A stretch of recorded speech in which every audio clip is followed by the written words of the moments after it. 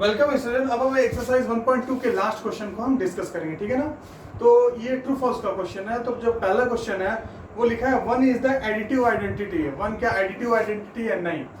आपको पता है ना, जीरो एडिटिव आइडेंटिटी होती है। कोई भी रेशनल नंबर है उसमें आप जीरो प्लस करो तो वही रेशनल नंबर आता है, ठीक है ना। या फिर जीरो ये पहले ऐसे लिख दो तो आपका जो जीरो है वो होती है एडिटिव आइडेंटिटी, ठीक है ना। जीरो एडिटिव आइडेंटिटी होती है और मल्टीप्लिकेटिव आइडेंटिटी आज हम लोग पढ़ेंगे तो वो वन होती है, ठीक है ना। आप देखो अगला क्वेश्चन है तो ये आपका होगा फॉल्स, ठीक है ना। एफ फॉर फॉल्स, ठीक है ना। Additive inverse of A by B is minus B by A. बोल रहा है कि ए बाई बी का जो एडिटिव इनवर्स है वो बी बाई ए है। क्या ये होगा? आपको पता है एडिटिव इनवर्स क्या होता है कि आप कोई भी नंबर लो और उसके इनवर्स से जोड़ोगे तो जीरो आना चाहिए। मतलब ए बाई बी को एडिटिव इनवर्स मान लो कोई एक्स है, इन दोनों को जोड़ने पे जीरो आना चाहिए। एक्स की वैल्यू क्या आएगी? माइनस ए अपॉन बी। यहाँ पे तो बी बाई ए है तो ये भी क्या होगा? फॉल्स, ठीक है ना। अब अगला क्वेश्चन है for adding two rational number find first you need to find LCM of the denominator. हाँ, अगर दो रेशनल नंबर को, जैसे ये 3/5 है, 7/6 है, अगर इन दोनों को ऐड करना है तो मैंने आपको पता है ना कि इनके डिनोमिनेटर का एलसीएम निकालना है, तो ये आपका होगा true. Subtraction is basically addition where one of the addends has negative sign. हाँ सही तो है, मैंने कहा था ना सब्ट्रैक्शन भी एडिशन की तरह है। जैसे 5/4 माइनस 3/4, तो इसको समझ लो, ऐसे समझ लो ना। मतलब एक पॉजिटिव रेशनल नंबर, एक नेगेटिव रेशनल नंबर, उनका सम समझ लो, तो हाँ ये भी ट्रू होगा। Rational number are not close for subtraction. क्या रेशनल नंबर क्या कहते हैं? सब्ट्रैक्शन नहीं हो सकता। क्या रेशनल नंबर में सब्ट्रैक्शन पॉसिबल नहीं है? ऐसा कुछ नहीं है, तो ये होगा फॉल्स, ठीक है। क्लियरली इसका यही मतलब है कि रेशनल नंबर में सब्ट्रैक्शन पॉसिबल होगा या नहीं होगा। तो ये इसमें लिखा है कि नहीं होगा, नहीं। रेशनल नंबर में सब्ट्रैक्शन तो होता ही है। Subtraction of rational number is not commutative but associative. आपको पता है कि सब्ट्रैक्शन ऑफ रेशनल नंबर ना ही कम्यूटेटिव होता है ना ही एसोसिएटिव होता है, ठीक है ना। तो ये भी आपका क्या होगा? फॉल्स, ठीक है ना।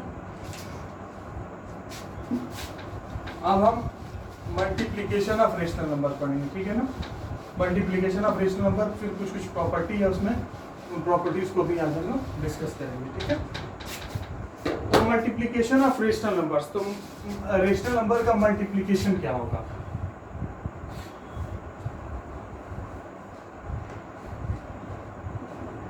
एक चीज मैं आपको बता दे रहा हूँ, अगर आप नया देख रहे हो तो प्लीज जाके शुरू से वीडियो देखो। 10-10 मिनट का वीडियो है तो आपको 1 घंटे में खत्म कर लोगे। अब तक मैंने 9 लेक्चर लिया है, तो उसको अगर आप शुरू से देखोगे तो आपको बेहतरीन समझ में आएगा, वरना हो सकता है कि आपको ना भी समझ में आए, डायरेक्ट आप एक्सरसाइज पे जंप करके आओगे तो, ठीक है ना। तो मल्टीप्लिकेशन ऑफ रेशनल नंबर, अगर दो नंबर को रेशनल नंबर को मल्टीप्लाई करेंगे तो क्या होगा? जैसे a बाई बी है एक रेशनल नंबर, एक है rational number c by d है। इन दोनों को मल्टीप्लाई करेंगे तो क्या होगा? इन दोनों का सिर्फ एक मतलब है कि जब दो रेशनल नंबर को मल्टीप्लाई करते हो तो उसके न्यूमरेटर को, दोनों के न्यूमरेटर को आपस में मल्टीप्लाई कर लो, दोनों के डिनोमिनेटर को आपस में मल्टीप्लाई कर लो। ये हो जाएगा मल्टीप्लिकेशन ऑफ रेशनल नंबर्स। दो रेशनल नंबर को मल्टीप्लाई कर रहे हो तो दोनों के न्यूमरेटर को एक साथ कर लो, दोनों के डिनोमिनेटर को एक साथ कर लो। ये हो गया आपका मल्टीप्लिकेशन ऑफ रेशनल नंबर्स, ठीक है ना। ये आपको हो गया। अब देखो मल्टीप्लिकेशन ऑफ रेशनल नंबर्स में अब जो आपका आता है प्रॉपर्टीज आता है, ठीक है ना। अब प्रॉपर्टी आता है तो देखो जो पहली प्रॉपर्टी होती है वो होती है क्लोजर प्रॉपर्टी। क्लोजर प्रॉपर्टी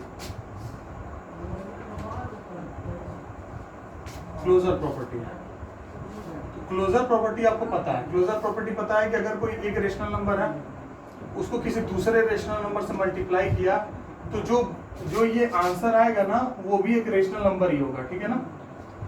ये रेशनल नंबर है, ये रेशनल नंबर है, तो क्लोजर प्रॉपर्टी कहती है कि अगर दो रेशनल नंबर को मल्टीप्लाई किया तो जो नंबर बनेगा, जो नंबर बनेगा वो भी रेशनल नंबर होगा, ठीक है ना।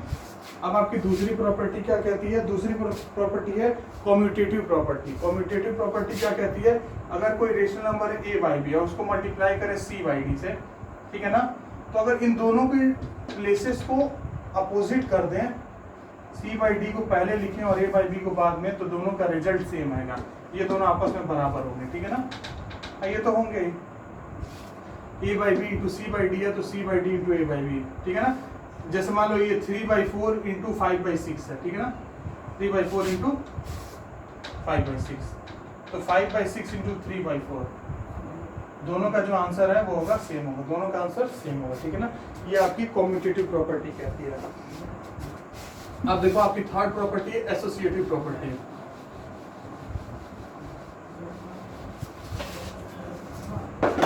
एसोसिएटिव प्रॉपर्टी कहते हैं, मान लो कोई rational number a by b, ठीक है, c by d into e by f, ठीक है, ये किसके बराबर होगा, a by b into c by D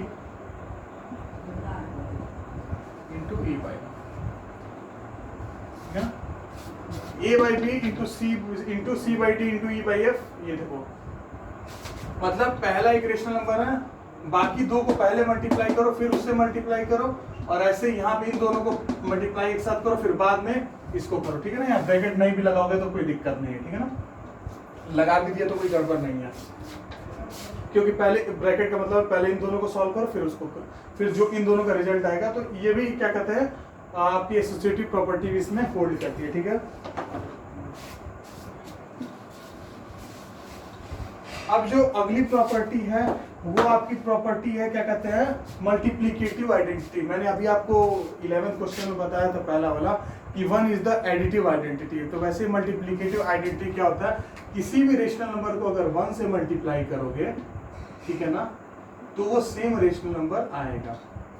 इस रेशनल नंबर को 1 से मल्टीप्लाई करोगे तो यही रेशनल नंबर आएगा, और इसका वाइस वर्सा भी ट्रू है कि 1 को अगर इस रेशनल नंबर से मल्टीप्लाई करोगे तो वाइस वर्सा नहीं कहोगे। ये देखो 1 को 1 पहले है और इसको a बाई बी से मल्टीप्लाई करोगे सेम रिजल्ट आएगा। अभी मैंने आपको एक चीज भी बताई थी कि आपको कम्यूटेटिव लॉ इसमें होल्ड करता है, ठीक है ना। कम्यूटेटिव लॉ होल्ड करता है, 1 भी एक रेशनल नंबर ही है, आपको पता है ना 1 भी एक रेशनल नंबर है, तो आप ऐसे मल्टीप्लाई करोगे तो कोई दिक्कत नहीं होगा, ठीक है ना। तो ये 1 क्या होता है, किसी भी रेशनल नंबर का मल्टीप्लिकेटिव आइडेंटिटी होता है। 1 को इंटीजर्स का भी मल्टीप्लिकेटिव आइडेंटिटी कहते हैं। कोई इंटीजर्स है तो उसके लिए भी 1 क्या होता है मल्टीप्लिकेटिव आइडेंटिटी, ठीक है। पता है ये सब प्रॉपर्टी की जरूरत आगे क्वेश्चंस में पड़ती है, ठीक है ना। अगर नहीं समझ में आया तो आप मेरे को व्हाट्सएप कर लेना। अब जो अगली आपकी प्रॉपर्टी है property of additive identity, additive identity की प्रॉपर्टी, ठीक है ना। ये क्या कहते हैं एडिटिव आइडेंटिटी की प्रॉपर्टी आप ये कहती है कि किसी भी रेशनल नंबर को, ठीक है ना, अगर 0 से मल्टीप्लाई करोगे तो क्या बनेगा 0, ठीक है ना। किसी भी रेशनल नंबर को अगर आप 0 से मल्टीप्लाई करते हो तो क्या बनेगा 0। ध्यान रखना किसी भी रेशनल नंबर को अगर आप 0 से मल्टीप्लाई करोगे वो 0 बनेगा, ठीक है ना। अब देखें distributive property of multiplication over addition. Distributive property of multiplication over addition क्या कहती है, देखो कोई रेशनल नंबर है a बाई बी, ठीक है ना, इसको मल्टीप्लाई करते हैं दो रेशनल नंबर के सम से, ठीक है। ध्यान से देखो ये एक रेशनल नंबर है, ये भी रेशनल नंबर, ये भी रेशनल नंबर है, ये दो रेशनल नंबर है, इनका सम है, इसको किससे मल्टीप्लाई कर रहा है इससे। तो इसको पता है कैसे लिख सकते हैं a by b into c by d, इसको इससे मल्टीप्लाई करो plus a by b into e by f, a by b into c by d plus a by into e by f, ये आपका होता है। ये है आपका है distributive property of multiplication over addition. मतलब जो मल्टीप्लिकेशन है वो डिस्ट्रीब्यूट हो गया दोनों पे डिस्ट्रीब्यूट हो गया, तो इसलिए कहते हैं distributive property of multiplication over addition.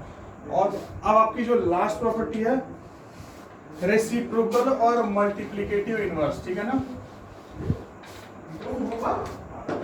Reciprocal और मल्टीप्लिकेटिव इनवर्स, इसका बेसिकली मतलब ये है कि कोई रेशनल नंबर है, कोई भी रेशनल नंबर है, उसको उसकी मल्टीप्लिकेटिव इनवर्स से मल्टीप्लाई करने पे 1 आना चाहिए। कोई भी रेशनल नंबर है उसको उसके मल्टीप्लिकेटिव इनवर्स से मल्टीप्लाई करने पे क्या आना चाहिए 1 आना चाहिए, ठीक है ना। तो इसको पता है आपको एक चीज पता है, ये a इंटू एक्स है, ये डिवीजन में तो उधर जाके क्या हो जाएगा, 1 के साथ मल्टीप्लाई हो जाएगा, 1 इंटू बी, 1 इंटू बी आपका क्या होता है, बी होता है, और ये x के साथ a जो है वो मल्टीप्लाई में है, तो इधर आके क्या हो जाएगा, डिवाइड में। तो क्या आई वैल्यू, b बाई ए, मतलब a बाई बी का मल्टीप्लिकेटिव इनवर्स क्या होता है, b by a by b का मल्टीप्लिकेटिव इनवर्स क्या होता है, b बाई ए। और वही अगर माइनस a बाई बी हो तो माइनस a बाई बी हो तो ये माइनस b बाई ए हो जाता है, ठीक है ना। मतलब प्लस रहेगा तो a बाई बी तो प्लस b बाई ए बनेगा, माइनस a बाई बी हो तो माइनस b बाई ए बनेगा। मतलब सिंपल आपको करना है कि बस जो भी साइन है वो तो साइन तो सेम रखो, बस नंबर को ऊपर नीचे कर दो, तो ये हो जाएगा किसी भी नंबर का मल्टीप्लिकेटिव इनवर्स, ठीक है ना। अब एक चीज देखो,